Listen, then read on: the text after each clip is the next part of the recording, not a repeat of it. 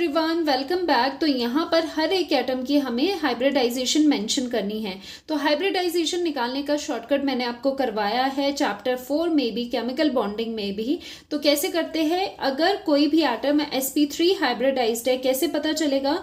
वो 4 sigma bonds बनाएगा। ठीक है, अपने चारों तरफ वो 4 सिग्मा बॉन्ड्स बनाएगा। वहीं पर अगर sp2 हाइब्रिडाइजेशन है तो 3 सिग्मा बॉन्ड्स बनते हैं। sp हाइब्रिडाइजेशन में 2 सिग्मा बॉन्ड्स बनते हैं। और साथ ही साथ यहाँ पर आपको डबल बॉन्ड दिखाई दे रहा है, तो आपको ये पता होना चाहिए कि जो डबली बॉन्डेड जो कार्बन्स होते हैं वो क्या होते हैं? sp2 हाइब्रिडाइज्ड होते हैं। ये तो आप ध्यान रख ही लो कैसे होता है, क्योंकि देखो यहाँ पर क्या होगा, 2 और सिग्मा बॉन्ड्स हो गए, तो टोटल कितने सिग्मा बॉन्ड हुए?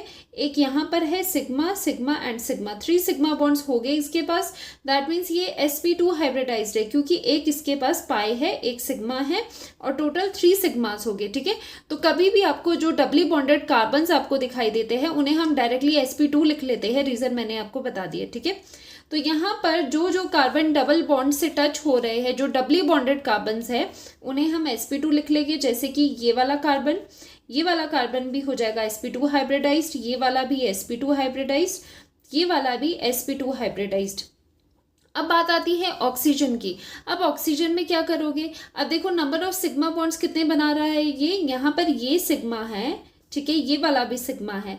क्या आप यहाँ पर 2 सिग्मा बॉन्ड बोल के इसे sp हाइब्रिडाइज बोल दोगे? बिल्कुल भी नहीं, क्योंकि जब आप sp2 हाइब्रिडाइज देखते हो, पहली बात ये रहती है कि वो 3 सिग्मा बॉन्ड्स बनाए। ठीक है, लेकिन कई बार क्या होता है कि वहां पर लोन पेयर भी प्रेजेंट होता है। जैसे ऑक्सीजन जब डबल बॉन्ड बनाता है तो उसके पास कितने लोन पेयर होते हैं?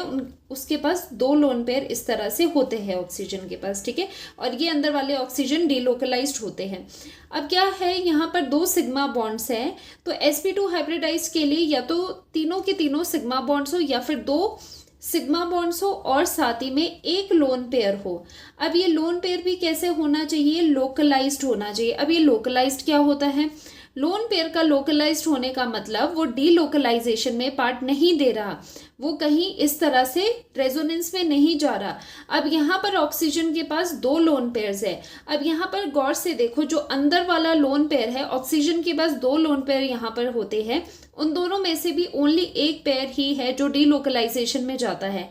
ये वाला जो पेयर है वो इस तरह से रिंग में रेजोनेंस करता है, डीलोकलाइजेशन करता है। तो ये तो बिजी हो गया अंदर डीलोकलाइजेशन में। तो जो काउंट करना है वो कौन सा होता है, तभी मैंने यहाँ पर L लिखा है।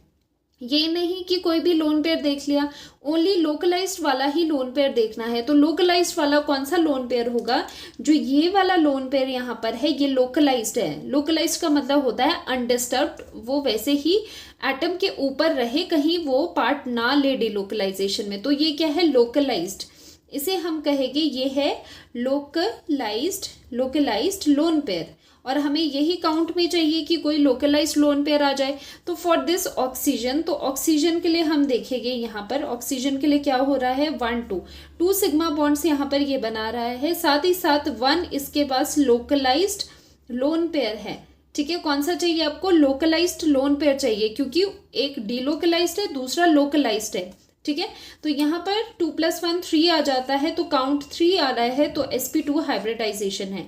तो जो ऑक्सीजन यहाँ पर है उसका हाइब्रिडाइजेशन भी sp2 है। ठीक है, तो सभी एटम्स यहाँ पर sp2 हाइब्रिडाइज्ड है। और ये जो मैंने आपको sp2 के लिए ये ट्रिक बताई है, किस तरह से भी आप देख सकते हो, तो ये इंपॉर्टेंट हो जाती है जब हम एरोमेटिसिटी के क्वेश्चंस करते हैं।